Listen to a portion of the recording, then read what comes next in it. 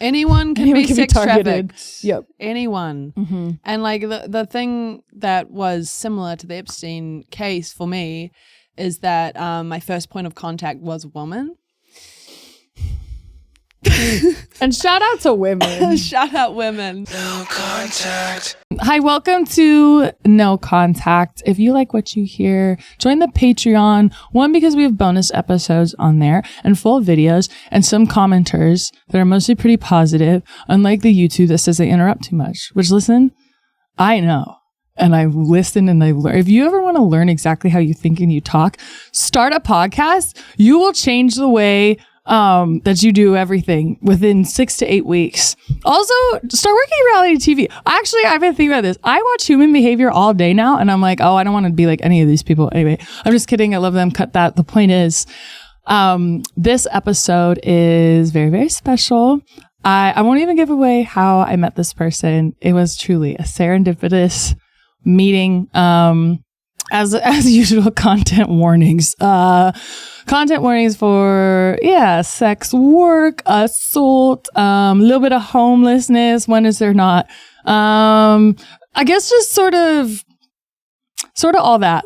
We'll leave it at that. I am very, very excited. We're going to skip a story because I'm very excited to get to this, to get this person's story. It's a long one. It's a really, really good one. We'll see you next time. This is the episode with Christabel.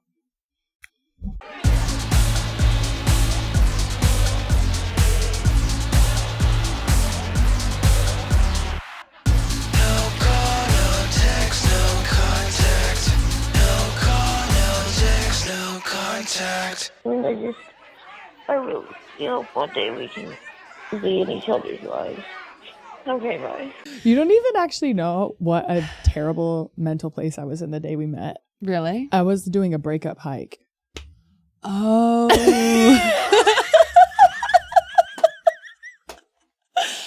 Oh. You know what? Good on you for getting out of the house. Thank you so much. So literally had just ended a 3-year relationship, and my friend I was with, Allie Brown, who will be on the podcast, she's a mutual friend of ours. Right. And was like, yeah. So we met on Cahuenga Peak. Mm-hmm. You were talking about Red 40. Yep. And I don't even know if I clocked your accent or not, but I just remember being interested. And I was like, wait, can you tell me what you know about Red 40? I just interrupted you and the two people you were with. We had a cute little conversation on a cliff. And then literally the next day, I ran into you in downtown LA where we both live. Yeah. I was busking on the street and I clocked you. And it was actually, that was the first day that I busked in that area. Really? Mm-hmm. I just pulled up and I asked if I could put my stuff down and busk, and then after that they offered me to like sing there all this time. So that's so sweet. I know. Wait, at the farmer's market? Yeah. I remembered you and your dog. It was like an iconic. You can't miss it. We're a little bit iconic, whether we like it or not. But yeah, now I literally like can hear you singing from my apartment, like at least one day a week, if not more. Yay. And it's so funny because now I'm at the point where it's like I feel bad not stopping every time. I'm also like, oh no, I'll like text you a picture and I'm like, well, I'll see you tomorrow. I'll just see you somewhere. So that was kind of that, just a meant to be sort of situation. Yeah. Wow. Isn't that cool? Serendipitous. Okay. Definitely. And I don't want to be like, and we also have some other things in common. Segue to and like we've also both been human trafficked, similar but different. Yeah, mine was people I knew, yours was strangers. But no, in all seriousness, if we're gonna do that, how did this even come up with us? How did we even bring this up with each other? I think you had listened to my song Last One Standing, okay. and which was about addiction. Okay, yeah. And we just started getting the ball rolling, and I'm a bit of an overshare. And we love that in an artist. Yeah, we'd like seen each other on the street that day, and then like, which is where we're both from. Yep, from the street.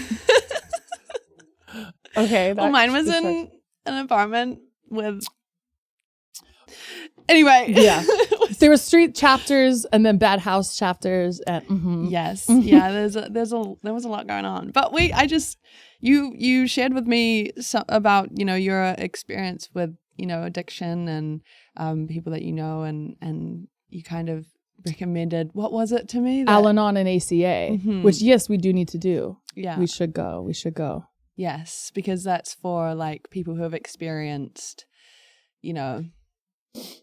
people that you love going through addiction, and it's sometimes as well going through it yourself. There's many dual ACA, especially adult children of alcoholics, and AA attendees. Right. But I mean, yeah, they don't disqualify one another. They programs that like work together. Yeah, 100%. Okay, yes, I do remember that now. And then I was like, you've just shared something really, really like sensitive with me, so I'm gonna do the same to make you feel comfortable. Like that, I'm all about sharing and wanting to, I don't know, just tell the story and connect with people, and I'm newly that way. That was never me. And now I have a little friggin' podcast about it. But no, I think congratulations. Oh, thank you. You know what? I'm not gonna say it wasn't hard. I'm just gonna say I got the hookup.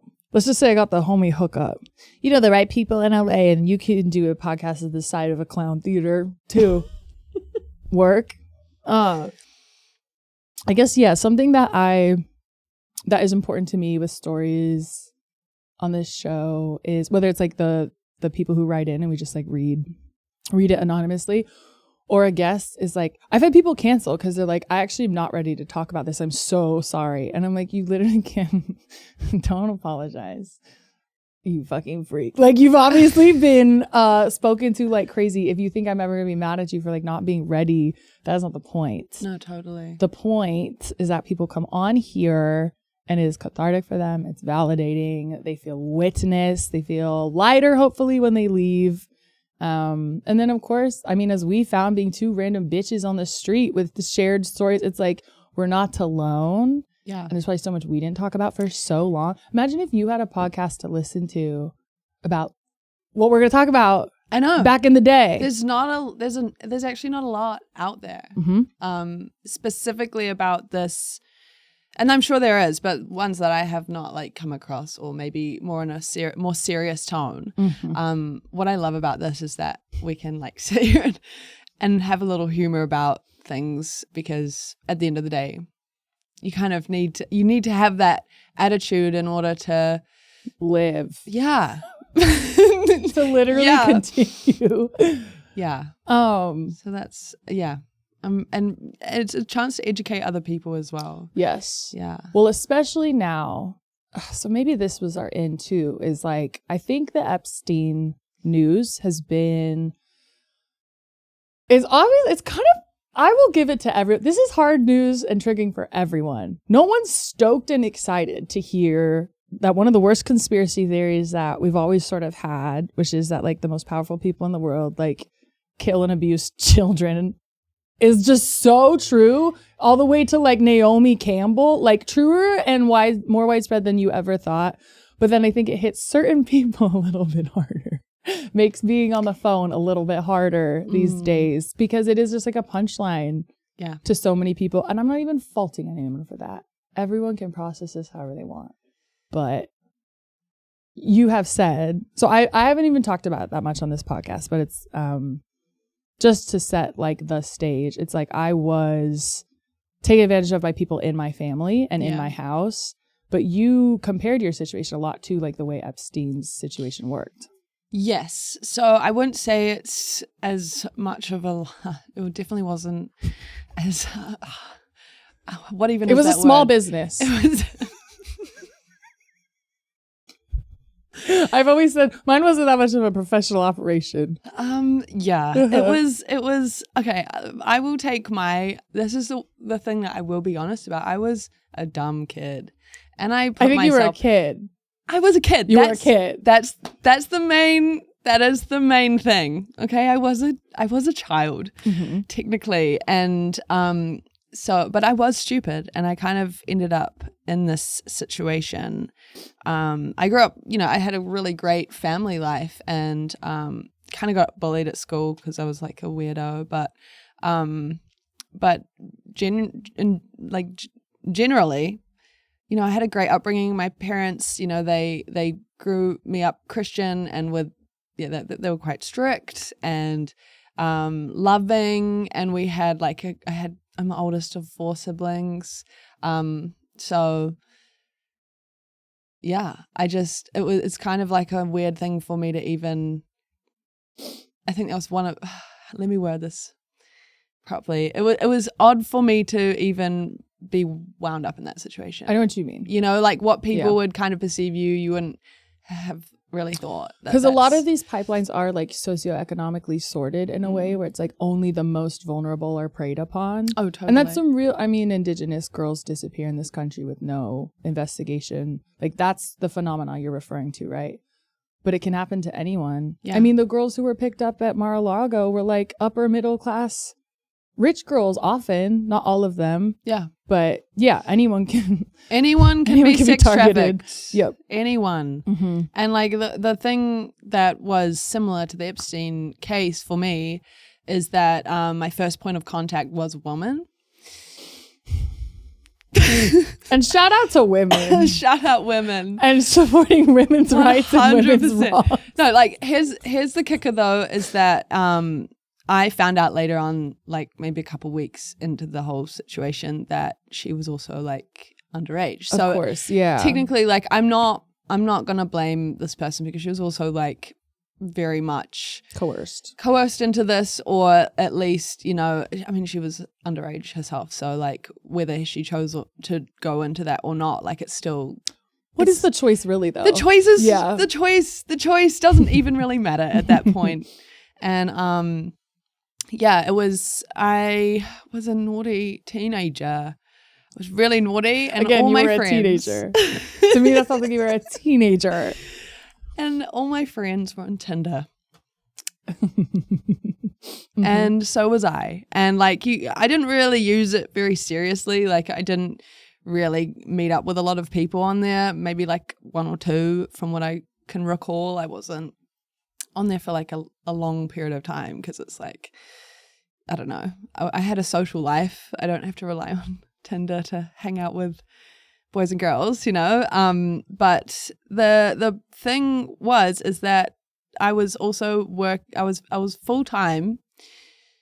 I was full-time studying a makeup and skincare course as like a plan B. I'd left school when I was 16 to pursue music, and I also left school when I was 16 to pursue being homeless. But yeah, wait, are you valid? Is this in Auckland?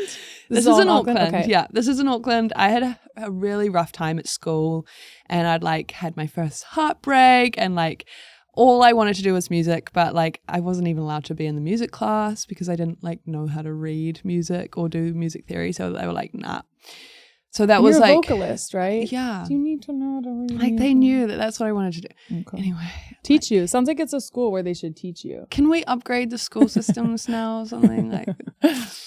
You know, hello. So you had no reason to stay. You felt like like fuck high school. Yeah. So I was like, I'm gonna go be a singer. Mm-hmm. I'm gonna be a songwriter.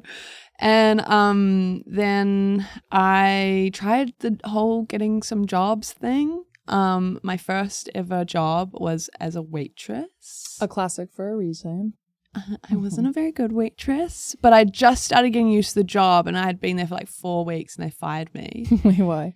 I don't know. Okay, Give me a reason. I realized how much I didn't know about music not music, but the music industry, and that you really did have to know people to get somewhere. And, you know, my parents, they had kind of come up to me and said, Christabel, we know and we want to support you in this, but you got to have a plan B, like just in case.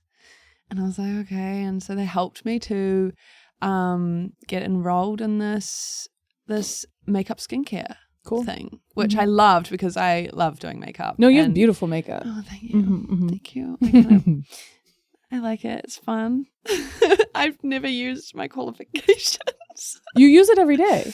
I mean, on You're myself. using it right now. Mm-hmm. Yeah. If you want to do my makeup someday, so you feel like you use your qualifications, I would love to. Okay, How about I do it next episode? Okay, cool. They're going to be like, who the fuck is that? Where's that pasty bitch who talks? Okay, cool. So you enrolled. I enrolled. I went. Loved it. It was fun. Okay. And then I was at my course one day and it was like lunchtime and I was on my phone on Tinder and I was just doing a little swipey swipe and I came across this advert or like a profile that was advertising like make a lot of money, you know? And I am working I'm studying full time. I don't have like any time to get a job, or if I did get a job, it would like take up all the free time that I had left to do music. And I was kind of like curious about it, so I just like swiped, you know. And the people got back to me really quickly within like an hour. And it was someone who just said, hey, you'd be perfect for this job, like, you know. And I was like, oh, I'm kind of like, I'm naive and very silly, but at the same time a little suspicious. And so I was like, you know, they said, hey, you'd be perfect for this. Like, I can't remember the entire actual conversation, but I just remember it being like, do you want to know more about the job? And I was like, yeah. Did they say what the job was, like a title or type of work at all? Yeah, well, here's the thing. I was like a little bit sketch about it, so I was like, oh, like reluctant. You could probably tell by the tone of like what I was messaging that I was kind of like a little bit about it. Sure. And so the person said, hey, if it's easier, maybe I could give you a call. Okay. Which, did that make you feel like you trusted it more? I was like, oh, what's the worst that can happen? Like, Yeah. it's just like this, I don't know, the worst that can happen is it's a scammer or some idiot on the end of the phone and I can just like hang up and block the number. You know, it's like, that was my thinking. And then I answered the phone call and it was a woman. And I was like, oh, this should be fine. Like, instant trust. Like, I trust a woman. And first downfall of the day. And essentially she was like, we're like a boutique, like niche, like modeling, like companionship agency. And I was like, oh, okay, cool. Like, what does that really like entail? Oh, like, you know, you'll maybe get hired out to be like, you know, we want pretty girls to go to parties and, you know, like to special events and things like that. And I was like, well, surely these kinds of things exist in the world, you know, like. I think they do. So point to you. Mm-hmm. Yeah. Mm-hmm. And it was a woman on the phone. So I was like, okay, you know, it's fine. You know, I'd like to know more. And she's like, oh, well, I'm like at such and such. This is the address. And I looked it up and it was like 5-minute walk from my course. So she was like, how about you come and meet us like tonight if you want? And I was like, okay, cool. And after course ended, I brought a friend with me to take me to the door. Just very smart. I don't know, my instincts were saying something that I wasn't really listening to very well. But my friend dropped me there. A woman opened the door. She looked like she was in her mid-20s or something. She seemed really nice. I said, okay, I feel safe. Like, thank you for walking me here. And my friend went home. And like we had a bit of a chat. And, you know, we didn't really talk much about the job. Mm-hmm. You know, after, you know, I've thought about it a lot over the last few years, and I just, it strikes me odd now, you know? Yep. Because they're just spending time charming you. It was. And making you comfortable. Definitely. Which they don't have to do at a job that exists. And the thing is, like, when I was on the phone with them, I had said, oh, I'm like 16. Is this okay? And they were like, oh, yeah, that's fine. you know, so like, because I was thinking, oh, if I'm going to parties, there might be alcohol there, Sure. like, Liability. you know, whatever. But they said it was fine. So I was like, okay. And I talked to this girl for like quite a while, and we seemed to get along really well. She was really nice. And and basically, you know, she kind of bit around the bush a little bit with what this job was. And then it was like almost time for me to need to go home because, you know, I lived with my parents and I was underage. So I do need to go home at some point. Take the bus and the train back home. And but towards the end of my time with them, a man walks through the door, and I wasn't expecting a man to walk through the door. And he was really nice. He was very nice, like very charming. You know, he was a lot older. And, you know, she introduced him as like, you know, her business partner. And, you know, he was like, oh, you know, it's great that you're joining us and stuff. And, you know, it kind of got to the point where I really needed to go home. So this man is in there and he's talking like you've already joined the company and you don't even fully know what the job is yet. Just like, glad you're joining us. Like, I mean, I'm at this point, I'm under the impression that, oh, you know, these people, they might want like pretty girls at a party. So like, you know, bring some clothes and some like nice things to wear and some makeup and whatever. Like, and they said, do you want to start tomorrow? And I was like, oh, yeah, okay. Basically, I went home and I came back to course the next day, and I had brought like a little bag of makeup and clothes and heels, you know, just in case. But just keep in mind that these people knew that I was 16 years old. I had a mouthful of braces. Okay. I literally looked like. You look young now, and you with braces when you were 16, I can only imagine. Mm-hmm. Yeah. Mm-hmm. Yeah. And so I arrive. I arrive with my bag of things thinking, oh my God, I'm going to go to a party or something. I don't know. Like, you know, it was very vague, but I was just like, money. Sure. You know, I was young, dumb, and broke. And an artist. Mm-hmm. And I just wanted to like be able to afford to do things as most teenagers want, you know. And I arrived at the door and they opened it. They said, okay, you've got to get ready. You've got your first client here in 20 minutes. And I was like, oh, okay. And then they proceeded to, you know, here's the condoms, here's the lube, here's the, you know, you're going to take him to the, you're going to greet him at the door and you're going to take his money. You're going to lead him to the bathroom. While he's in the bathroom, you're going to give us the money in the other room. And then you're going to go back to the bathroom after he's had a shower. And then you're going to bring him to the room. And then you have to have sex with him, you know, like, and I think, you know, now that I think back at it, the first day that I had met them, I think they were talking in a language that they thought that they were telling me what I was doing, but I wasn't really understanding what that language was, you know? So it kind of hit me in that moment where I was like, oh, that's what this is. Perhaps the thing I was most afraid of, that I was sketched out from the beginning, but y'all fucking got me here in this room, and I'm 16 with a mouthful of braces, and I don't know what to do. Exactly. Mm-hmm. And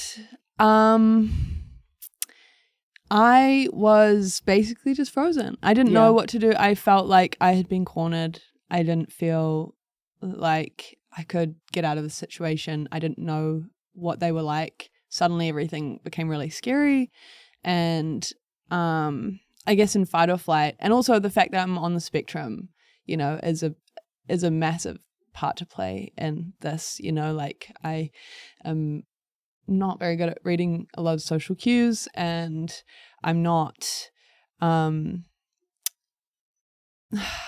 don't know, I just believe the best in people all the time. And maybe take words at face value. 100%. And like literally. And they literally didn't tell you this was what was going to happen the day before. Mm-hmm. Mm-hmm. Yeah. And so I kind of just had to, you know, by the time they'd finished telling me all the things that I need to do, you know, there's only like 15 minutes till this guy is coming. And so I had to quickly like get dressed, and then suddenly I had to open the door to this man and, you know, greet him at the door, and I'm shaking and I'm bringing him into the bathroom and I'm taking the cash, giving it to, you know, this man and the woman in the other room, and then bringing him from the shower into the bedroom. And then I just remember, and it's so ironic, to be honest, this man started freaking out. And I, for the longest time, wondered why he was freaking out. But now that I think about it, and I say that, I'm saying that a lot, but it's hindsight is a beautiful thing, isn't it? Hey? Also, you're not 16 anymore. Let's just talk about that. I'm 25. And so this happened a long time ago, but he was freaking out. Now that I think about it, I had a mouthful of braces. Okay. I looked like I was a kid, or at least not an of-age woman yet. And I started freaking out because he was like, I just need to make sure that you're the right age. Please tell me that you're the right age. And I was like, yeah. And I stupidly said like, I'm so sorry. I don't have I don't have my ID on me. I'm so sorry. I don't have my ID on me. And I now like, it makes me laugh because I'm like, knowing the history of the rest of my life that went on after all of that, like, sex workers don't show their ID to clients. That's not a safe thing to do. Right. With your address and your government name on it. Yeah. Exactly. Yeah. And like, so, and then, you know, I just said, yeah, I'm, you know, 18. Yeah, I don't even remember what age I told him. I don't even think I said my age. I just said, yeah, I'm the right age. Just repeating back to him what he was asking to hear. Yeah. And then after that, like, and we had to I just get on the mattress. And this one, I hope my parents don't watch this because it's awful. Not this is awful, but what I'm about to say is really awful. But one thing that the guy had told me to do and say before I had to take this man to bed was, you need to put lube on your pussy and tell him that you're wet for him. Yeah, and that was the moment. I remember like staring at the ceiling and out the window and like felt like my spirit like detached from my body. And that was the first time that it happened. And once that happens, you genuinely feel that that's all you deserve and all you're worthy of. And so I just kept coming back because I don't know, because I was like trapped in this thing all of a sudden and I was so shameful of it. And yeah. I think there is an element of, I'm like not the most qualified person to speak about this at all, but there's something sort of like you should be ashamed that I won't even call it having sex, but there's something about like, well, you're ruined now. You're too far gone. Yeah. So you might as fucking well exactly keep being used. And like, imagine if our society, if you want to blame like Christianity as a broader culture or just misogyny and puritanical values in general, it's like, imagine if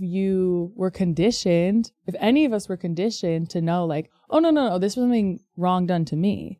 Oh, I was taken advantage of. Then you would feel like it was even worth it to speak out or stop it or go tell someone. Yeah.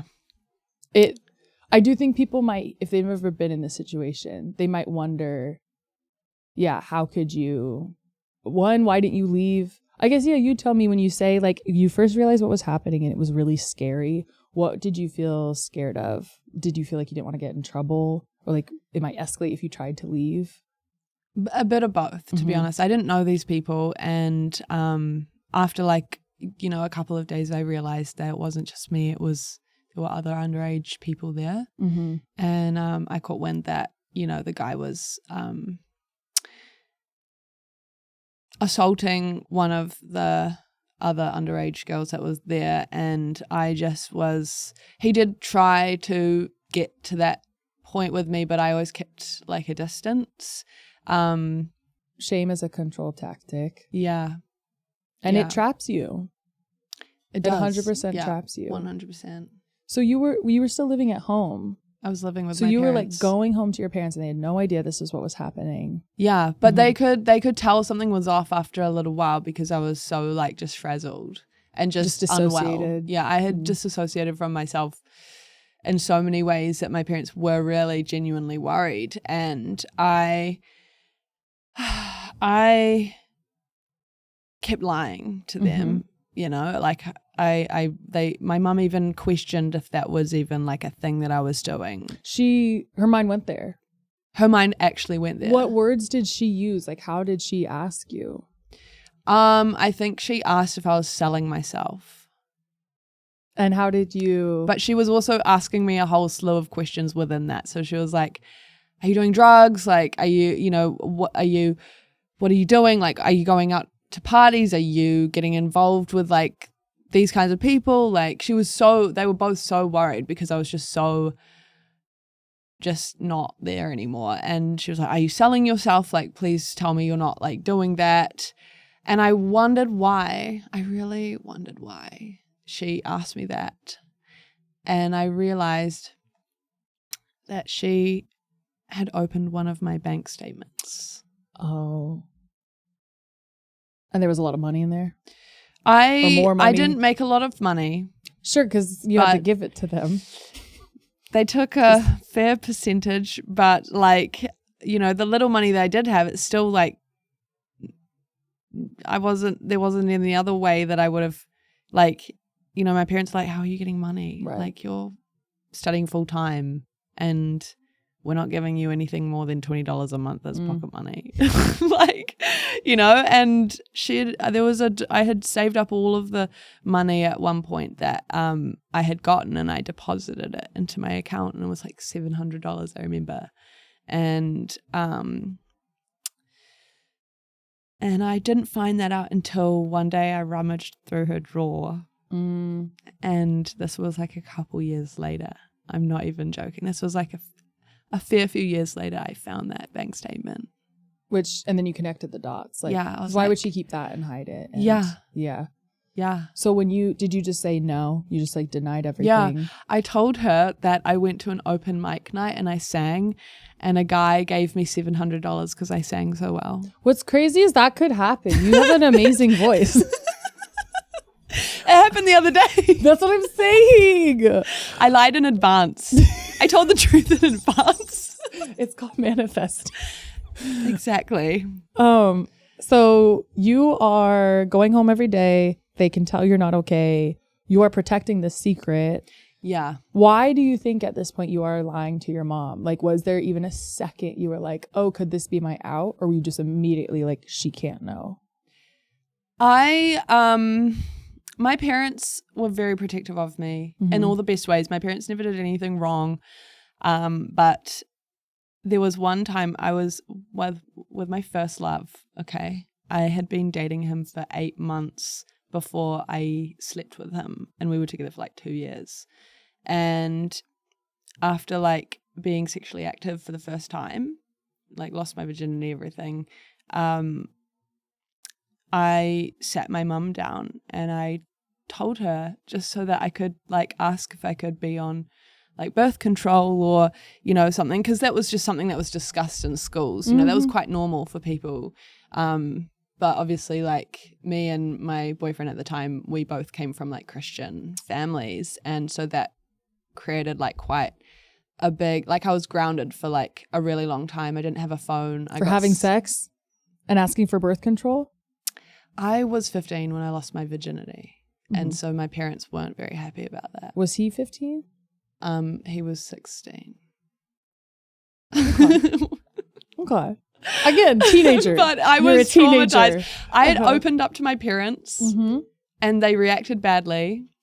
About a consensual sex situation with someone you were in love with. So how were they supposed to react if it was non-consensual with men who were like, yeah, and this whole situation, I was like, I have to take this to my grave. I was so fucked up over it. Like I can't even tell you. I was there for about 2 or 3 months, and every day going to, not every single day. Okay. I did start slowly trying to like not go as much, but I still like feared this weird, you know, like what if I don't come, like will I get in trouble, or, you know, and I'd told like a couple of my friends that that I had just put myself in this situation, because I'm not one of those people that can keep secrets like that. And it was easier for me to tell my friends that, oh yeah, like I'm doing this. Like after all of that happened, and I'd like, after maybe like a month or so, I was like, I'll just own it. Like, and acting like it was fully your choice and you were in control. it was easier than saying like I was dumb enough to like fall into this. And this is actually what's happening, and I'm being assaulted. Again, it's like the shame. The shame is like keeping you quiet, and the shame is keeping you protecting the people that are hurting you. Mm-hmm. Exactly. How did your friends react when you told them? A couple of them were like, because I think I only told like a couple of people. I told my best friend, and I was in like this friend group at the time. There were like 3 of us, and I told them, and they were kind of like a little bit like, oh, okay, you know, that's cool, you know. But yeah, mentally I was not handling it, and what happened, how I got out. I'm not going to go into all the details of all the people that I encountered, because it's just that we would be here for like 2 years. Anything you want. If there's anyone you want to fucking burn at the stake or whatever, anything you want to share. I probably won't now. Mm-hmm. I think it's just safe to say it was not very pretty. You can fill in the blanks of the details of the men in the operation. Yeah, let's just say that there were people that did things to me that I didn't want them to do things to me. And but the guy would leave us alone in the apartments with these men, and then the business partner, does he have a name? Or I'm legally not allowed. John. Well, actually I don't want to call him John, because I know that that's like a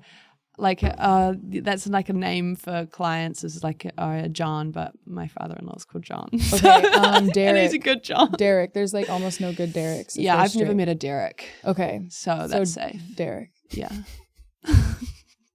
So you were saying that he would leave us alone. Yeah. In these apartments, and then, you know, one day this girl, she opened up to me and said, actually, I just have to let you know I just turned 18, just like yesterday. One of your coworkers, that girl, your colleagues, that girl that took, she was your Ghislaine Maxwell. My Ghislaine Maxwell was actually underage also.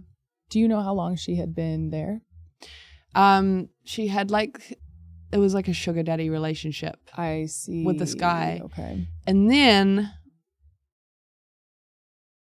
turns out motherfucker had a wife. Oh, of course. They always have a wife. And children. Oh, no. And she didn't know, I think. I can't remember. I'm pretty sure she didn't know. But the wife found out that he was having an affair. I don't think she knows about the sex trafficking bit, but... Having an affair with a 17-year-old. Yep. Okay. Yeah. Okay. So while that was happening, I fully just distanced myself cold turkey. Okay, like they'd call, you just wouldn't call back. Everyone was too distracted with their own bullshit that I was like, because now's the time I can leave and no one will like even question it or notice. Did you ever like see a gun, or were you afraid of like any sort of enforcement? We don't have guns in New Zealand. Oh, I forget about that. I fucking forget about that. That's so crazy. Well, we do. We have rifles and stuff for hunting and stuff, but sure, it's not normal to have like a right. I've never had, thankfully, any weapons forced upon me. Okay, that rocks. Yeah, unless the weapon was the man himself. Yes. Name of app. It's funny because I thought of that, but you got there so much faster and said it so much better than I could have. Okay, she's a writer. She's a lyricist. Yeah. That could be the name of a freaking album. If you The man wanted. himself. The weapon. Is the man weapon himself. Yeah. Damn. Yeah. So, and then chaos ensued, but. So when you decided I'm not going back ever again, is your life fully just you go now to your course? Were you still going to your like? I finished the course. Okay. Because this happened near the end of my turning 16. So I was like almost 17 when this happened. Mm-hmm. But it's still like, I was still 16. So it doesn't, like, I just want to make that clear. It doesn't matter. I was under 18. That's still fucked up. There's a lot of people that don't think that. And I think that's ridiculous. My tea is I don't care what a legal age of consent is. I care about the power dynamics that exist, whatever they are. Cheers to that. I'm literally like, I don't care if you're fucking 20. You can still be abused based on your age. And you can still be creepy 100%, for only wanting to 100%. date 20. I don't care what state says what. I really don't. It makes no difference to me. 100%. It's, of course, worse the younger they are. But I don't think it's worse because of the law.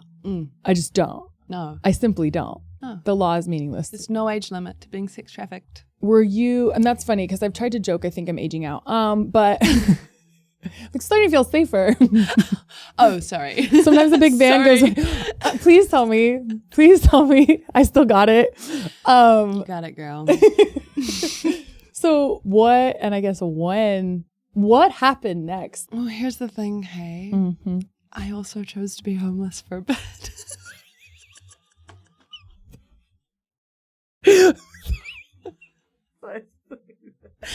I got my first car. Mm-hmm. I was 17 years old. I had like a couple of jobs. I worked as like a retail person doing makeup stuff, and I worked at a pizza place. And This is all after? This is after. I'd kind of like just tried to blur it from my. I have a bad relationship with this plant. Do you want me to move it? No, it's good. Consent feels important during this conversation. Yeah. Can I touch you? No, I'm not blaming you. I just darvoed you about a plant. Okay. Okay. And I was like just suffering mentally. Like it was a few months after this, maybe like 4 months, maybe after I'd left this whole situation. I remember being in the car park of this mall that I worked at. Like it was commission. It was such shit money. And I was like wheeling around this massive thing of all this, like this makeup stand and all this makeup. And I was trying to sell makeup. And I barely sold anything because they'd put me in like really shitty low traffic areas. And essentially I just got so sick of it. And I'd also like experienced another guy that I thought was really nice, who also took advantage of me after I opened up to him about my situation. He was the first guy I slept with after that. And like, it was just like everything, just another thing that I won't go into because it's irrelevant, to be honest. Like, he was someone you were trying to date? Yeah, I'd gone on a couple of dates with him. He took advantage of me. When I asked him to stop, he didn't. And that was like breaking point, like in that era. And I was on the phone with my best friend who lived like half the country away from me. And I just remember bawling my eyes out. And I was like, I just want to go to England. I want to go to the UK. I just wanted to change my name and like dye my hair and like become a whole new person and like make it in music somewhere else. Like I just wanted to run away from all my problems. And I have a British passport, so I was like yearning to just be so far away from everything that just happened. But of course I'm 17 years old and my parents are like, no, you don't even have money to go there. Anyway, so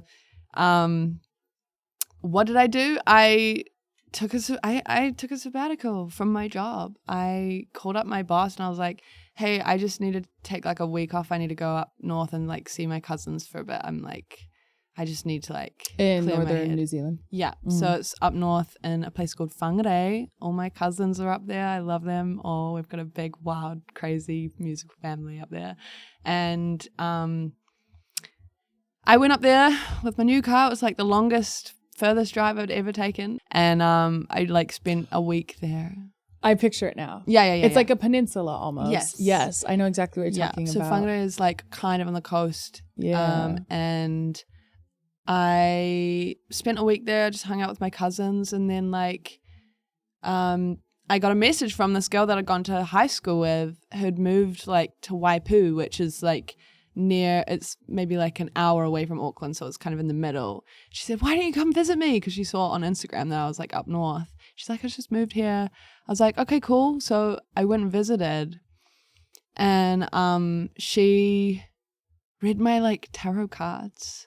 And then she had invited some friends around to meet me because apparently, like, I had this song called Crocodile that I'd put on YouTube, and she'd like shown some of her friends. Aww. And they were like, oh, she's going to be here. Let's hang out. So it was just a weird connection because these people had already heard my song, and I was like, oh, that's cool. Like, cool. Okay. And she read my tarot cards, and like it revealed, like, just to be clear, I'm sorry to anyone else watching who likes tarot cards. I don't believe in them anymore. I think it's very provoking, like what you already know.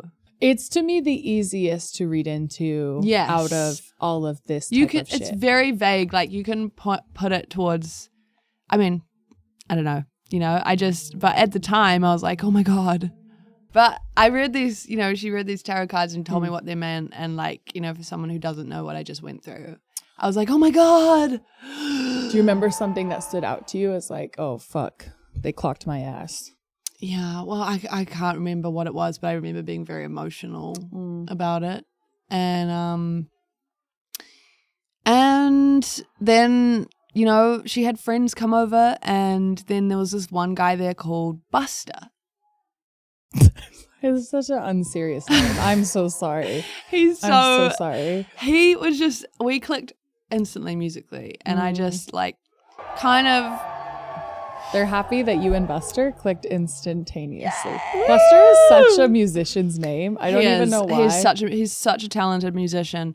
And he and I, we just, He came and visited me in Auckland, then I came and visited him in Mangawhai, and vice versa. And like, we connected, and then suddenly I was living in my car on the beach. Because you were just so mobile, you never made it back to your parents' house. I understand. Well, like I was working like some days in Auckland, and then the rest of the days I'd be sleeping. I would come and stay with Buster in this shipping container with a mattress on the floor. What's a step up from on like a farm, and then it like we formed a band with this other guy called William, and we were just all three of us, we just really had a great connection, and we made really good music, and we popped lots of Ritalin pills because that's what I was prescribed, and wrote lots of music that we've now forgotten because we never wrote any of it down. You're crazy. I've known people who, do you know I used to be in a band? Have we even talked about this? No.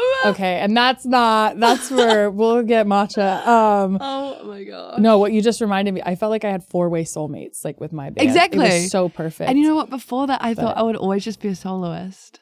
I never thought I'd do anything because I was shy. I was like, let me practice doing karaoke for the first time because my band has a show coming up. Yeah, I'm not like you, but I'm somebody. Oh my gosh, I'm somebody else. Yeah, let's go do karaoke. Sing right now. No, just kidding.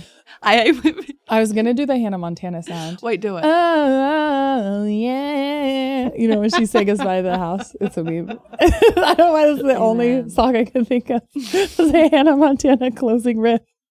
Yeah, we should do karaoke, and it'll just be different. I'll be different than you, and I'm okay with that. I don't want to stop the story. Christabel has one of the most amazing voices I've ever heard live, and I know a lot of singers. No, you truly do have such a powerful voice. Thank you so much, and you know what to do with it.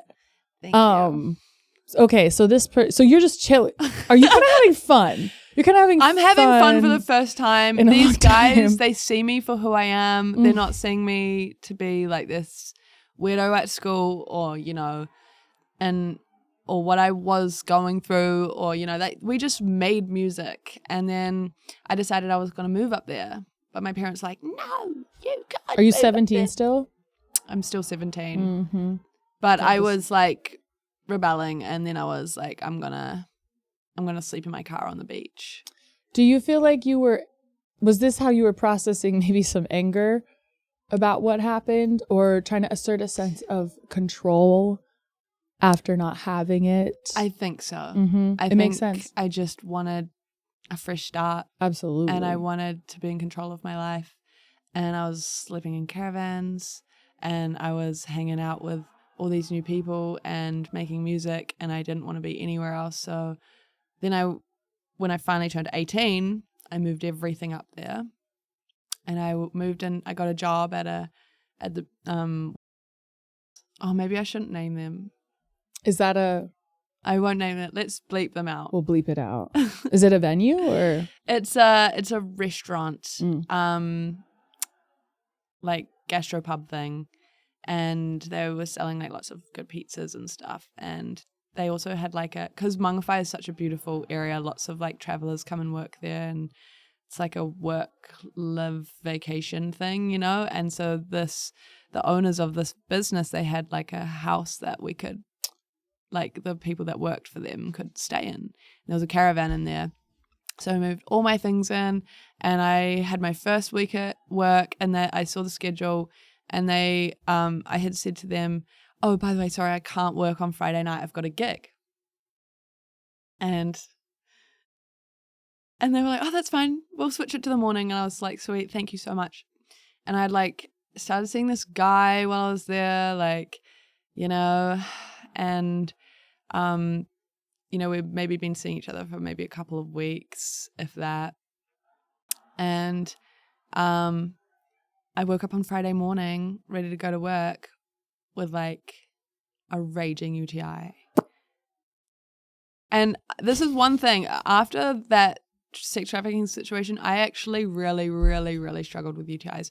And I was really lucky that I didn't have any sort of diseases or STIs. I've been really, really lucky in my life. I can only imagine though. But the trauma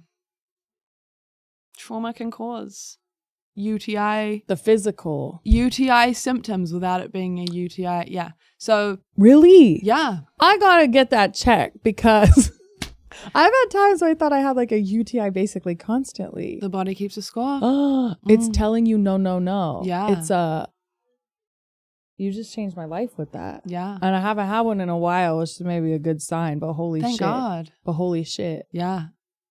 It does work like that. How did you discover that? After a long time. There's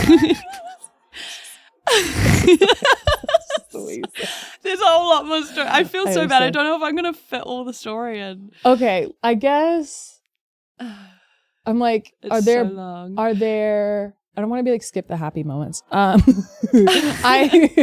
this is also important. This is important as a part of the story because it's you breaking away for the first time. Yeah. After it happened. And I remember you've told me about a whole England situation and all this, whatever. Wasn't there a hedgehog? We might have to. Was there a hedgehog? That was in Mangawhai. Okay, I remember a hedgehog. Jackson will see this and he'll laugh at me. I guess what led to you reconciling with what happened? If we're able to go to that, did you end up going to therapy later about it? Yeah. Was that a first step? Or No. was that, yeah. Well, okay, let me bullet point it. Let's do bullet points because I know for a fact. So just to finish the quick UTI story, I went to work anyway, got sent home, went to the doctors, and then I felt better in the evening and it was outside my working hours and my boss found out that I'd done the gig and he fired me the next day. That's illegal. Anyway, so and we have that on record. That meant that I also got evicted. Oh no, because your caravan housing From was the for caravan. Oh girl. They said, you have 2 days to get out. And I was like, shit, I've just moved all my things in here. So where do I end up? Hoblo. You're a hoblo. The guy that I was seeing was like, come live with me and my parents. Oh yeah. Which I had a great relationship with his parents, and they helped me get up on my feet again, and I lived like a life in Mangawhai for like 3 years. The relationship turned very sour, not very good. But it was hard to leave a situation like that. It got quite physical at times, and if you know, if you've been in that situation, it's hard. And anyway, in and out of that, like trying to get out of that relationship didn't work, so I just stayed there until he went off with one of our friends, and then and so like, suddenly I was like, out of all the times I've tried it, and now anyway, but thank God the timing, immaculate. Sorry, no, you say. I feel you're gonna say the same thing. No, we're gonna say the same thing. Go ahead. The timing was immaculate. Yes. Because after he broke up with me, 2 weeks later, pandemic hit.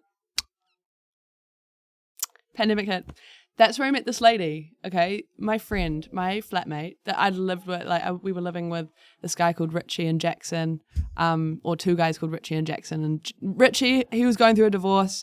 He became like an uncle, like father figure for me over those like 3 years. And Jackson, he was 26 years old. He owned the house, and like we were just his little money makers. No, but we loved each other. We loved each other so much. You know.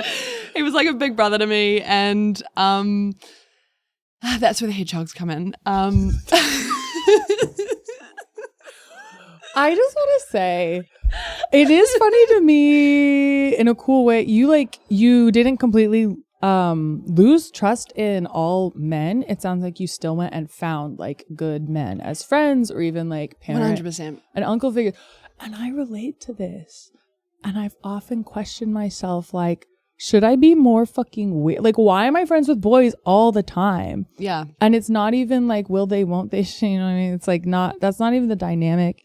And I think I genuinely, I don't know if you've thought about this or if you. I have genuinely thought So about for it, me, I'm like, I think I could not move forward believing that men, existing as fucking many of them as there are, I just couldn't believe they were evil. Either innately or as a result of condition. I could not survive if I believed that. So I had to keep going and finding proof to the opposite. Yeah. In order to feel safe again. Yeah. And I don't think it's like in the forefront of my mind the same way, but I still definitely have like an openness to men that I think a lot of queer people don't. Even straight boys. Because I think a part of me does need it. I think a part of me wants really good, positive examples of straight men around me just so I feel better about the world. They do exist. They exist. And this is also why I'm like, don't ever come around me with the like, oh, men are just dumb or men are just like, because that is lowering the standard and saying literally boys will be boys about anything and everything, when actually they can all do better and they just should. And they fucking should. And that's why I'm against, I think, man hate in general, because it's an excuse. Agreed. 100%. Mm-hmm. It's not about whether you're a woman or a man. You can be an asshole. And literally, regardless. Yeah, I just don't want to be a part of any situation where they're like, men will just cheat, men will just lie, men are just dumb or can't do household tasks or take care of a child. I'm just like, I don't know. I've known too many good ones. So she came and got me. And you moved to England? No. That was after I became a prostitute again. Okay, let's talk about that. And let's talk about that. I'm sorry, it just gets longer and longer. Well, no, because, okay, what's funny is I just remember you told me that part first. Yeah. And then I was like, oh, now I remember how, I was like, oh, me too, kind of. But I was human trafficked. You're like, well, actually, me too. It was like, think. Ding, ding, ding.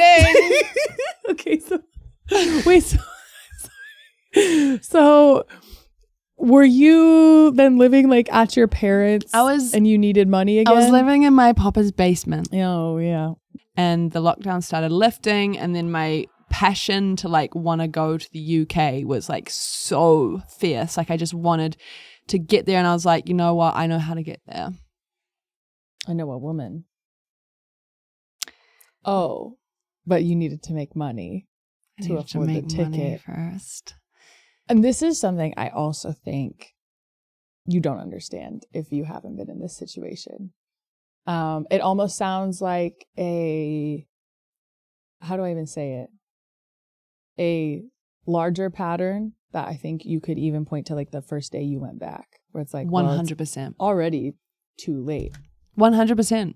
What is there to lose when I've already lost everything that matters? Yeah. That is what happened. Mm-hmm. I thought I re-entered under the guise of thinking I could take back my power.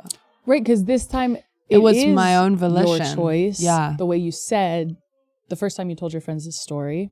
But it wasn't that I wouldn't have done that if that had not had happened. Of course. You know, and like when you've been exposed to that, it becomes like your trauma becomes really familiar and like a way to just stay in your comfort zone a little bit. Familiarity is, to me, probably the most underrated, like biggest drug. And I don't think if your familiarity has been positive for you, you don't understand that. Yeah. But if your familiarity has been horrible, it's not hard to go live through something horrible because you know you can live through it. It's almost scary to actually want something else. Yeah. Yeah. I agree.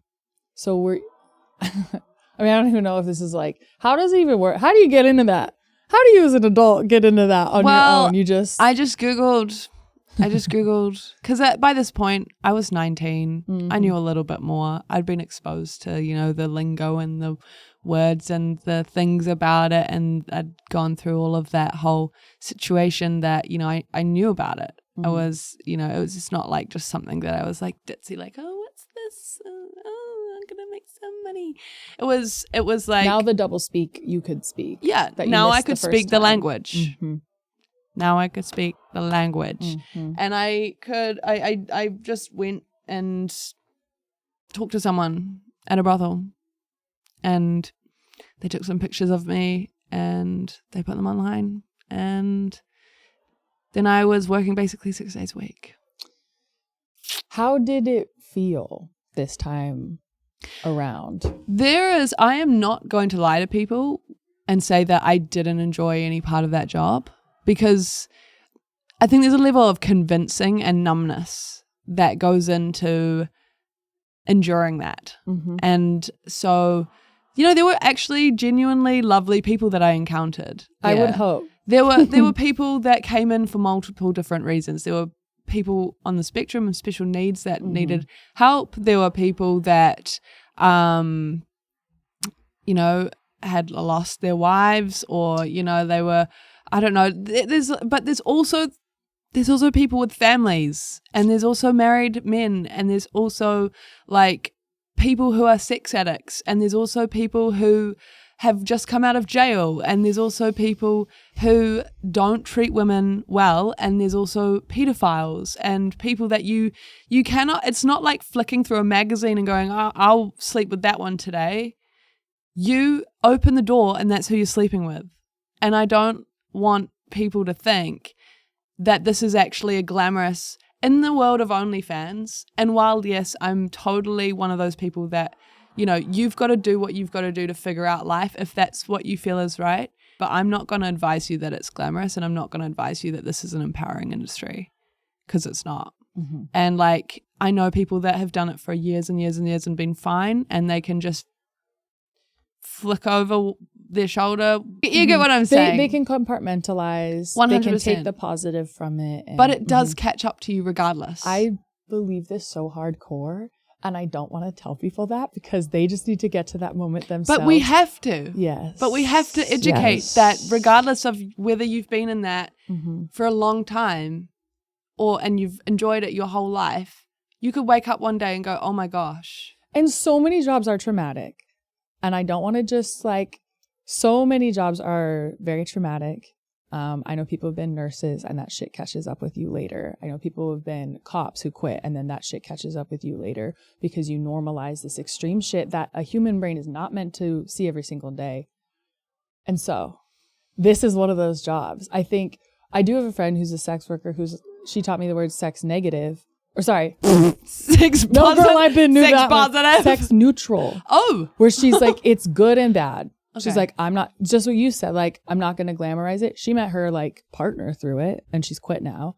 But she's like, yeah, there's so many bad parts. It's so scary. Oh yeah. It's not for the faint of heart. Mm-hmm. It really isn't. Yeah. So was that just something you did to meet a goal in New Zealand to then get you to the UK? Yeah. So I very quickly made enough money to buy myself a one-way ticket to go to the UK, and I was planning on Irish goodbyeing everybody in my life. I think I booked it for like September or something, and but I wanted to save more money obviously before I went over, so I just continued working, and but then it got to a certain point of the year. I can't remember when it was, but I just had a real strong gut feeling to not go to the UK yet. And I didn't know what it was because I'd been so fucking convinced up until that point. You were tunnel vision on it. Tunnel vision. Complete. Nothing else mattered to me. Literally. Literally. Doing everything you could. And so I just listened to that for some reason. And I didn't even attempt to get my money back. Because I paid for it in cash at like a flight center. Oh, and you just had to. I just was like, cool, whatever. I'm just going to continue on. It's money. I was making enough money to like, not care and pay my rent and whatever. And by this time I'd like moved out and I was living in this like a little house in Devonport with another friend from work. And then I got really sick. I got glandular fever, which is mono, and that can cause like, I have chronic fatigue syndrome now because of it. But I do too. I had Epstein-Barr. Oh. Yeah. Oh, gross. It's okay. I'm still fun. I'm still fucking. Yeah, because we can sit here and relax and talk. That's your job. It's perfect for you. But essentially what happened is I moved into a new flat with like a bunch of creatives and they were all in like film, and I had one of my friends who I lived with come home one day and he was a DP or a DOP. I can't remember what you guys call it here. People say usually DP, which is funny if you're gay or a sex worker because you kind of think of something else, but yeah. Yes. A director of photography. Yes, director of photography. And he said, "Hey, Christabel, there's this show. You should do it. You'll win." I was like, "Oh, nah, I don't want to do one of those shows because like I don't want to be signed and like be stuck in this like never-ending like thing where now I'm not an independent artist and then like you know the ones that win and then you never hear from them ever again." So this was, what was it called? It was called Popstars. Popstars. So that's just like American Idol. It's like American Idol. Yeah. Fun fact, it's actually the original televised talent series. From New Zealand? Yeah. And then they unsold it. Oh. And then that's what became American Idol. They sold crazy. and like all of the talent series. So you're the original American Idol, if you really think about it. Yeah. Well, it happened in 1998. And then they had like a reboot in 2021. Okay. Which is what I signed up for in the end after much convincing from my friends because they were like, no, Christabel, it's just a cash prize.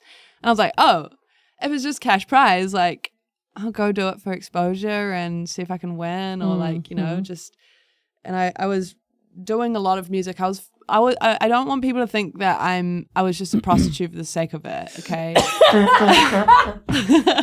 I want them to know that all of the money that I was making, I wasn't making any spare. I wasn't saving any money. I kicked my UK thing for some reason, okay? And I was literally funding my music career. I was funding for rent and food, and then the rest of the time I was in the studio or like gigging or, like really trying. Really, really trying. No, and it shows because I'm here in LA. Busking on the street. Just because of your work visa or lack thereof. Yes, right? No, I've got a work visa. Okay, work. It's just I can only make money through music. So that's easy. That's Super easy. Okay. So you sign up for Popstars. Yes. And then Spoiler alert. I won. And what was the cash prize? 100 grand. Girl. New Zealand dollars. It was like 50K. Right. Do they tax it? No. Well, yeah, but no. Not like here. Okay, great. But I had 50K here too. Yeah, but like it was weird. It was like a weird situation of events. I got on that show. Like they told me they want me to audition, and then just before I auditioned, I met Luca, who love of my life. Love of my life. Wait, a man? A man. Oh, cool. Yeah. Okay, I met a good man. Mm-hmm. I met a really great one, and he didn't judge me for what I did. Like I was actively a sex worker. Anyway, I met him, and then suddenly I'm filming consecutively on TV for this TV show for 7 months. Who are the judges? Kimbra. Wait, no, that's so cool. Kimbra. That's Vince like real. Harder, he is a New Zealand artist, and Nathan King from a band called Z, Yeah. which is a New Zealand band. Yeah. Wow, okay. Yeah. Kimbra loves you. Kimbra loved me. How does it feel to know Kimbra loves you? It was a great feeling. It was great. So now you have this 50K. Yeah. And or some- 100K New Zealand dollars. Sorry, 50K. Yeah. Sorry, I translated. And then my boyfriend won the green card lottery. Oh So my let me say that gosh. again. I butchered that. Wait, for what country? My boyfriend won the green card lottery to live in the States. Wow. So he came over here to pursue his filming career, his career in film. Wait, did I meet him? Was he Yes, there that day? he was there. My bad that I didn't notice that was the love of your life. I know. But wait, you're both here together. Yeah. Well, he was here. Okay. He was here. He moved here in December of 2021. Mm-hmm. And then I decided in March, because obviously there's another lockdown after the whole win. It was like, Omicron there was or a lot. Delta. There was a lot of lockdowns. Literally. And and basically in March, I was like, okay, the borders are open. I'm going to go to see Luca in LA, and then I'm going to go live in the UK. And he was here before you. Mhm. Okay. So we did like 4 months long distance. I came here for 3 months on an ESTA visa, so I wasn't working or anything, but I was like meeting people, making music videos, like I was hanging out, being with Luca, like trying to. But I loved LA. Like LA was so cool. And then I was supposed to go see Kimbra in New York City, but then that got cancelled because she had to go home for a family thing back to New Zealand, and so I had to divert my flight from LA. Instead of going to New York, I had to go straight to the UK. And I got there, I was jet lagged as fuck. Like I actually was clinically sleep deprived. It was awful. And I was waiting so I could, because I was living with my cousins and my auntie and uncle on their couch, and I could not sleep. I had to check myself into a hotel To get some to sleep. get some sleep. And I just booked the first one I saw, and it was the Hilton, and that set me back a little bit. But, and then I went to the UK, and I already said that. Sorry. And then I was waiting for the lady to tell me when to come live with her, but it was very unfortunate timing because her mum passed away. So she was not in the position. She was caring for her mum, and then she passed away, and she was just very obviously losing your mum is probably I just don't even want to think about losing my mum, because I love her so much. That would have been so terrible for her, and I don't want to push my boundaries. So I waited a little bit longer. I was staying there for I was with my auntie for a month or so, and she finally was like, yeah, come up, but she was in such a state yeah, and it was nice at the beginning, and she didn't want me to pay rent. I offered to give her some money or whatever, but she'd got this piano in her house for me, just for me, and I would, but we weren't really doing anything. I was this was in buttfuck nowhere. Oh, it was not. This was not in London or anything. I'd obviously done the rounds and saw my family and friends and stuff before I got to her, but it was in on the border of Wales and England. Oh yeah, that's just like where sheep live. Yeah, well, I was in a tiny cottage in the middle of nowhere on this big ass hill with no car, no like full license either. Did you have Netflix? Yeah, but I was so isolated. Like it was worse than lockdown. Yeah. Because she also she was drinking a lot, and I don't know whether that was like normal for her or whether she was just doing it to cope with the loss of her mum. Right. But it started off really nice, and then it got really, really toxic really quickly. The environment just got so, I felt like my body was vibrating. You just pick up on you resentment? just pick up on the vibes. And I think and there was so many situations where I was like, oh my gosh, I don't feel wanted or safe here, and I feel like I'm overstepping because obviously she's just lost her mum, and and she treated me really badly for a bit of it, but I don't think she really meant to, because she was just going through so much, and she was drinking she was drinking a lot of red wine and drinking a lot of bone broth and not really eating anything, and girl it was boss. just it's giving girl boss. It was given. She's she's got such an incredible sense of humor, and she's very loving and doting over people. But it was just the whole situation. I don't know what it was, but I ended up being there for 5 months. And it was some of the hardest 5 months ever. But I was there to write my album. I was actively writing, but the only thing that I could write about was all the stuff that happened to me. And this is a period of time where I was so alone and so had nothing else to do but be with my own thoughts and with a piano and pens and paper in my notes app, that I was oh my God. And I reflected on every single thing in my life, and I realized how fucked up my life had been. And how you're at what age? At this age? You're 19. No, I won when I was 20. And then I turned 21. For this to be how much you'd already gone through at age 21.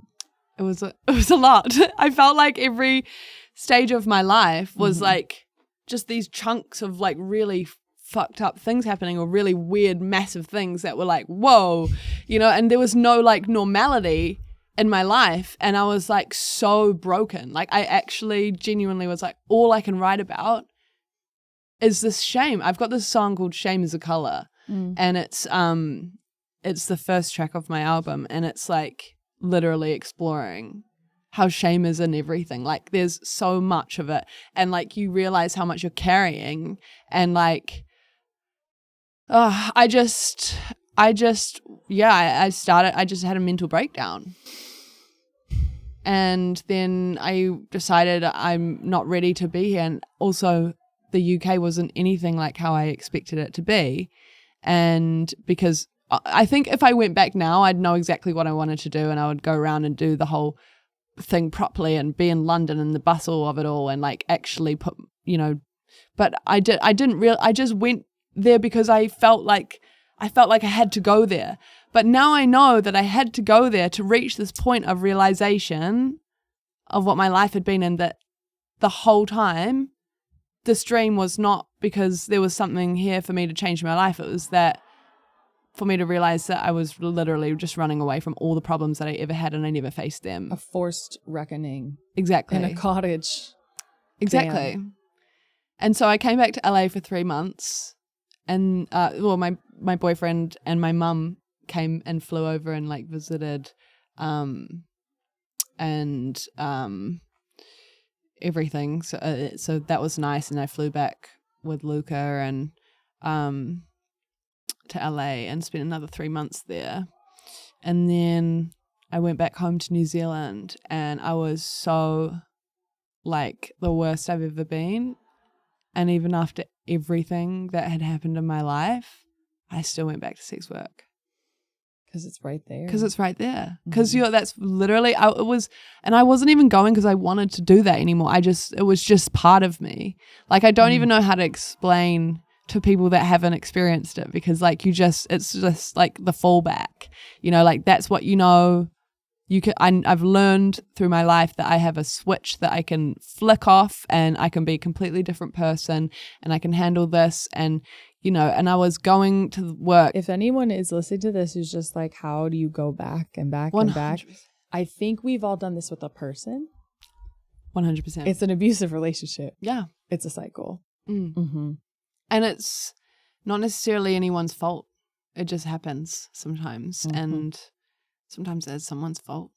Sometimes it's not. Sometimes it's just like a really fucked up concoction of events that we can't like help happening. But, I was like in and out of this hospital, with unexplained UTI symptoms. They were testing me for everything. Like, sorry, like we know, we can believe you that you're going like through this pain, but there's no evidence of any UTIs and like, or any like other things going on.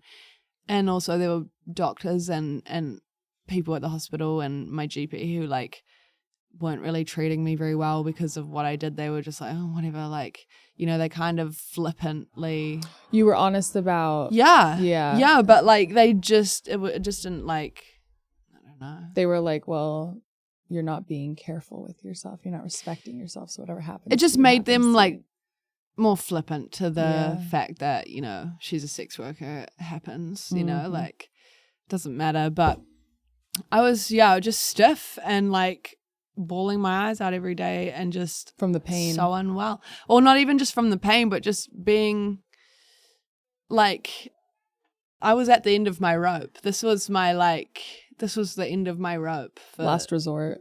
For this industry that I'd found myself in and I'd been in and out of for many years. And even like Luca, he has always been so supportive of everything that I do in my life. And he believes that we should all have like our own choices and, he's not going to tell me what to do, which I love about him. But even Luca was like, I don't think this is serving you anymore. I think this is, and I've had like lots of conversations about God and like I was really struggling spiritually. Like I was really trying to, everything was really bad. But I had this last day. The last day is like my most memorable day ever. And I remember praying for the first time in a really long time out loud in my car as I drove to work. And this was like a women-owned brothel. Like they were freaking awesome. They made the whole place feel like not dingy, and it was like an old converted art gallery, and like all the girls there were really lovely, and like, you couldn't name a better place to do this at. But I had a day that had 7 pre-bookings. 7 in a row. Is it an hour each usually? Yeah, usually. And I just was so tired. I was so exhausted. And I just remember praying in my car and I said, God, if you exist, you have to take me out of this because I cannot walk away from this lifestyle. I can't walk away from this place. I keep coming back and I can't get out. And it was like a really shitty rainy day, like it would be in a movie. Okay. Just imagine this. And I got to work and I did all the bookings except for one. Okay. I got to 6 bookings and the last one had cancelled on me. And I was all the day long. I was like, God, I don't know what I'm expecting you to do, but whatever it is, nothing has freaking happened right now. Like nothing is happening. I don't know why I even asked, and I was getting all my stuff and I got dressed and I showered and got dressed and grabbed my money and, my bag, and I was literally about to walk out the door. And then the receptionist was like, hey, there's one person that just asked for you. I was like, well, fuck it, God's not come for me, like, may as well. Like, real quick, is it God? No, all right, let's do this. But I opened the door and I obviously had to get ready again. But I opened the door and it was this guy with a mohawk and he was wearing this blue, if he ever sees this, he won't, but I don't know his name. I can't remember. But this is like down in my books. This whole experience is like the reason I was able to, it was just, anyway, I'll continue. He was wearing a blue button-down t-shirt with pink flamingos all over it. And I brought him in and I take him to the shower because that's the same protocol as like any other place. You get them to have a shower because you don't want to sleep with a dirty old man. Ugh. Okay? Ugh. They have to be clean. Uh-huh. Uh-huh. I'm so sorry. Please, my parents don't watch this. And then, you know, got the money, took him into the room, you know, like did the whole talky talk thing. Because you want to talk as long as possible so you get out and away. Okay, you run the clock up. Yeah, run that clock up. Spin some bullshit. Uh-huh. And this guy, I noticed he had all these like tattoos on his arms. They were all like about God. And I was like, oh, are you a Christian? And he goes, yeah, I'm an unconventional Christian. Oh, for sure. And I was like, oh, I can see that. He was like, yeah. I was like, cool. Anyway, let's get on with it or whatever. And then, you know, did the booking. And it was like that didn't mean anything to me in that moment. But I still walked out of that place resenting God and being so angry at God. And, you know, just, I wish I could tell you of all the shitty clients I've had, okay? I'm spinning in my mind. But I get in my car, I'm cursing out God. I'm saying, God, you didn't come for me today. Like, you don't exist. Fuck you. Like, this is, I can't do this anymore. Like, this is my life forever. And I was so, like, this is like probably my rock bottom. I was like, I had a lot of suicidal ideation at the time and like just really and I was driving and it was pouring with rain and I was cursing out God. So just imagine me doing that. And right when I'm driving and I'm looking through the window, I see these gold letters appear in front of my eyeballs. Okay. I was like, I'm so unwell. Like, but it said, and yes, I grew up a Christian. Mm-hmm. I know a bit about God, but I have never, up until this point, read the Bible. I know like 2 verses or something that I really resonated with. Okay. This script across my face or across my eyes that I was seeing and imagining, hallucinating, I don't know what you want to call it, whatever, it was there, okay? And it said 2 Kings 20 verse 5. 2 Kings 20 verse 5. Yeah. So it's telling you to go pick up a book. So I Googled it while I'm driving in the rain because that's really safe. And it was a verse that says, I have heard your prayer, I have seen your tears, and I will heal you. And on the 3rd day, you'll go up to the house of the Lord. And I have like this really weird thing with the number 3. And I was like, what the fuck? Like, I'm sitting here crying and cursing out God. And I prayed and I was like, God isn't real. And that happens. And I was like, oh my gosh, like, what the hell? And I realized it was tattooed on the last client that I ever had. It was the tattoo in the same script font that he had on his arm. And I was like, what the hell? And then the sky, like, it stopped raining. And like a car comes in front of me and it has a cross on the back of it. And a rainbow appears in the sky. And then I drive past a billboard that said, Jesus loves you. And I shit you not, all of this stuff happened in the matter of about a minute and a half. And I was just driving there and like home in silence with tears running down my eyes. And like, and I called my boss and I said, I'm so sorry, I'm not coming back. And that was the last day I ever worked as a sex worker. And yeah, I know that a lot of people struggle to believe in God or, feel like there's no like higher purpose, but like I can 100% stand here and say that I would not be in this position at all. Like I ended up getting myself a normal job just to ground myself, and I winged it. I got this marketing job and I know nothing about marketing and like my boss hated me for it like that, but it's okay. And I learned so much about like my creativity during that time, and it was so needed. And then I saved up for a visa, and then I moved to LA.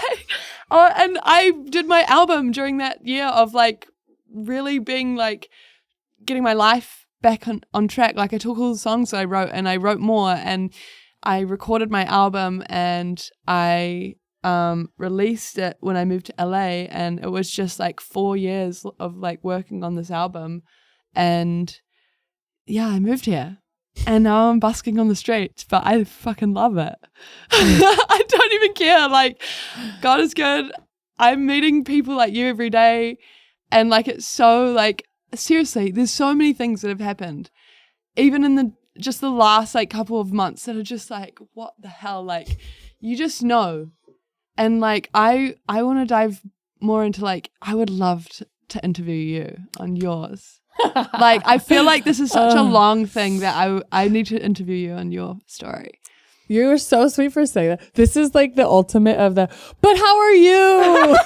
No, but seriously, like, which is not, you don't need to feel at all. This was all about you. This was more than I ever could have wanted. Like, what are the chances? I know. What are the chances of like us being on that hike and you asking about the I mean, Red Dye bothering 40? to interrupt you. I just felt like I could. I felt like it would be good. And then like texting me, and then we just literally within 5 minutes had this conversation and go, oh wait, we were both sex trafficked. Like, I'm sorry. Same, diva. And I don't really talk about it. No. And there was something about, I don't know. I just felt comfortable with you. Damn.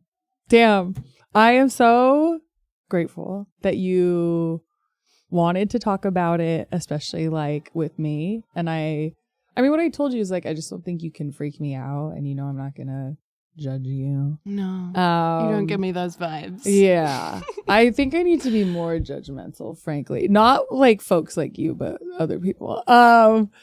No, I mean, it's like we can always do some shit again. I have so many other questions. I have so many other, we need a part two. But no, I mean, I really just think that there's something people don't.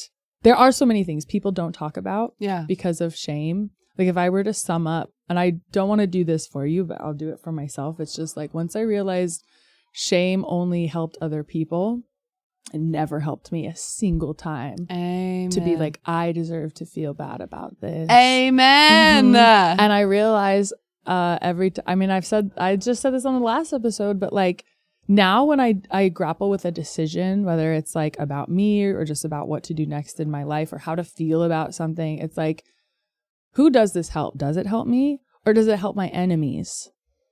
Even if they're in the past, they're not benefiting actively, right? But it's like, these are things they wanted me to believe about myself, and I don't do work for my enemies. I just don't. And that's that. That's growth. I want to give you a chance to like plug anything. Plug? Yeah. Like this will come out in the next month. Like if you have live shows or I will say you are doing such a good job with the online content and the busking. This diva has hilarious videos of her busking every day and the interactions you have. Some of it's really sweet. You made that one guy cry. Which I totally so many get. people cry. Work. And then it surprises me every time. You have a very powerful voice. Thank you. Yeah. And some people have good voices, but they don't have like feeling behind it. They can do acrobatics, but there's no like inflection. And it's like, you have so much. You carry so much with your voice. You really do. Thank you. And I love voices. I love voices. Anything you wanna plug? We'll put all your socials and stuff, but yeah, go for it. Okay. First of all, you're gonna love this, but you can only put this in the episode. Okay. If it happens, and you'll know. Oh, okay. Oh, this will come out in 2 weeks. In 2 weeks. 2 weeks. Thank you. Okay. Then we can't put it in here. Okay, If it comes out in 2 weeks, I just put out a song a week ago, and it's called Solutions. Okay. It's with my friend Ethan Reiner. He's a very talented musician and producer, but also I have a whole full-length album that I wrote that I love. I love all of them. Okay, all my songs, my babies. But this album is about my story, and if you want to hear all the emotion that she's talking about, it's in there. Was this the one you song. started? Did you start writing it in the cottage? It's that one? Yeah. Wow. Yeah. Wow. Well, yeah, it's been a long few years writing it. For but sure. The first track is Shame is a Color. Great one to start with if you've listened to this episode. Okay, everybody go follow Christabel. Yeah, find me on Instagram and TikTok. I'm really And on the streets of LA. and on the streets singing. of LA and on Spotify and Apple Music. I feel like that show just ended. That's our Amen. fade out. And that's our fade out. No call, no text, no contact.